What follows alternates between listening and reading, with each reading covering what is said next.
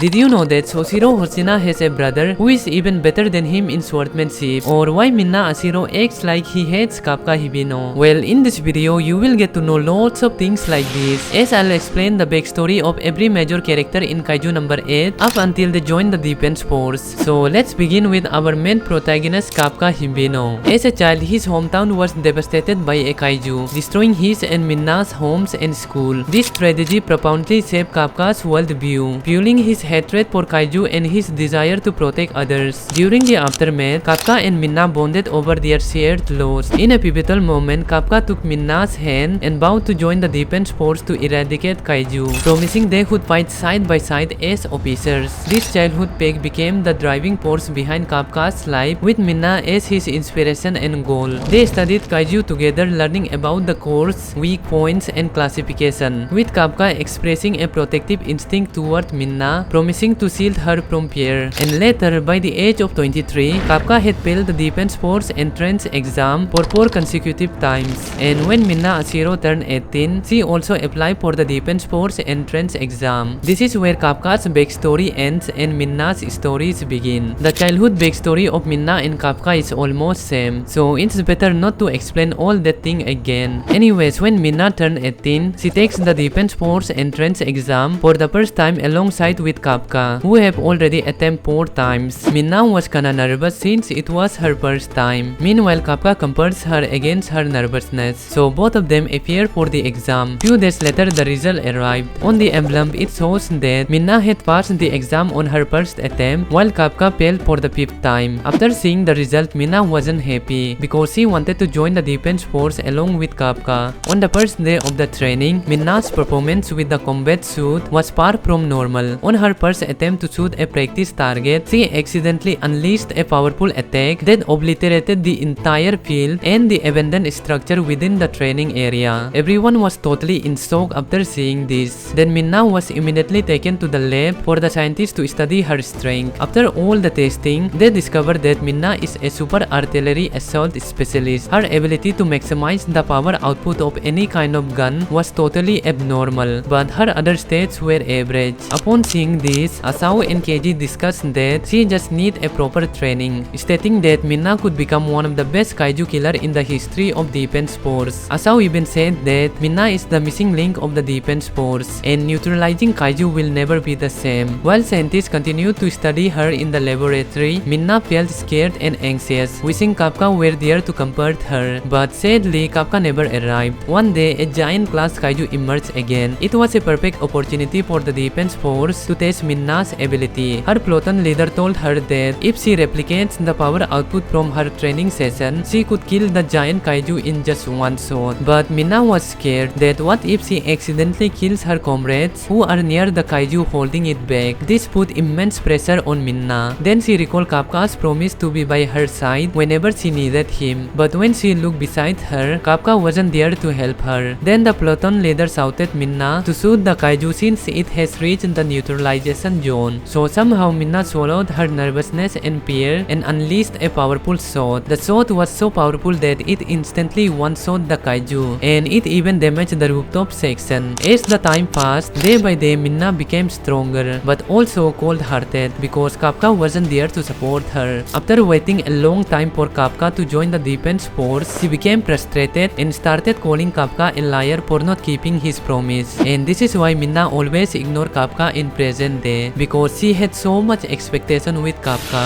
Now let's talk about Soshiro Hoshina, the vice captain of the 3rd division. Soshiro Hoshina hails from the Hoshina's family, a renowned clan of Kaiju slayer in the past. From a very young age, Soshiro displayed exceptional talent in swordsmanship. However, he was constantly overshadowed by his older brother Soichiro Hoshina, who was considered the Hoshina's family ultimate incarnation due to his superior abilities. Soichiro would frequently defeat and taunt Soshiro, discouraging his effort to improve, though this had the opposite effect of fueling Soshiro's determination to hone his skill further. After lots of hard work and training, he finally became a remarkable swordsmanship. However, he faced significant challenge due to the changing times. You see, in the modern era, Kaiju combat favor firearms and long-range weaponry, rendering traditional swordsmanship. As compared to his exceptional blade skill, Soshiro had very low unleashed combat power with firearms, which leads to repetitive discouragement discouragement from his father, who urged him to abandon his dream of joining the defense force. But Soshiro's dedication to the blade never wavered. He lived by the philosophy that his life was defined by the sword and nothing else. This mindset drove him to persist in refining his swordsmanship, even as he faced skepticism and criticism from other defense force officers. Soshiro's path to the defense force was fraught with challenges due to his unconventional fighting style. Despite this, Soshiro's skill and determination caught the attention of Minna Ashiro, the captain of the 3rd Division. She recognized the value of his close-quarter combat expertise, which complemented her own long-range specialization. Impressed by his abilities, she invited him to join the 3rd Division as her vice captain. It was a pivotal moment that validated Soshiro's lifelong commitment to swordsmanship and gave him a platform to prove his worth. And this is how we got our 3rd Division vice captain Soshiro Hoshina. Now let's talk about another 3rd Division member, Hikaru Shinomiya. As a child, Hikaru grew up idolizing both parents Hikari Shinomiya and Asao Shinomiya, who were celebrated as heroes in a world plagued by kaiju attacks. This admiration fueled her desire to join the defense force and follow in their footsteps. As a child, Hikaru was a part of a loving and close-knit family. She was particularly inspired by her mother's strength and sunny personality, which could even motivate the most reluctant fighters. Hikari's use of specialized suit and her compatibility with Numbers Weapon 4 made her a legend in its time, and Hikaru aspired to become a defense force officer just like her mother and even vowed to protect her. However, this idyllic family life was shattered when Hikari sacrificed herself to stop a series of cataclysms caused by Kaiju number 6 attack. Her death left Hikaru devastated, blaming herself for not keeping a promise to protect her mother. Hikari's death profoundly impacted Hikaru's relationship with her father. Asao, grieving the loss of his wife, became cold and distant, adopting a harsh parenting style. She pushed Hikaru to become the perfect soldier, demanding she should meet impossible high standards to ensure she wouldn't meet the same fate as her mother, and also to protect the nation. Because of all the training her father has put her through, Hikaru always used to top in every training session, and then he finally joined the 3rd Division. And even in the 3rd Division, he was the best among all the new recruits. In short, Hikaru is a prodigy. Next up is Reno Ichikawa. As a child, Reno used to live believing that there weren't any heroes, they are just fictional, because when his both parents and older brother died in kaiju attack, no one came to help them. And when his beloved mother used to cry every night, not a single person came to offer them a help. However, one day, Kafka saved him from a kaiju attack, which totally changed the worldview of Reno Ichikawa, because at this moment, he met a real hero for the very first time in his life. From that day onward, Kafka became his real hero and goal. So Reno vows that now it was his turn to save Kafka's life and always to stay by his side no matter what. And this is why Reno respects Kafka a lot, even calling him a sir. And as you have seen in the series, this is the only reason why Reno is always supportive to Kafka and always stick by his side no matter what.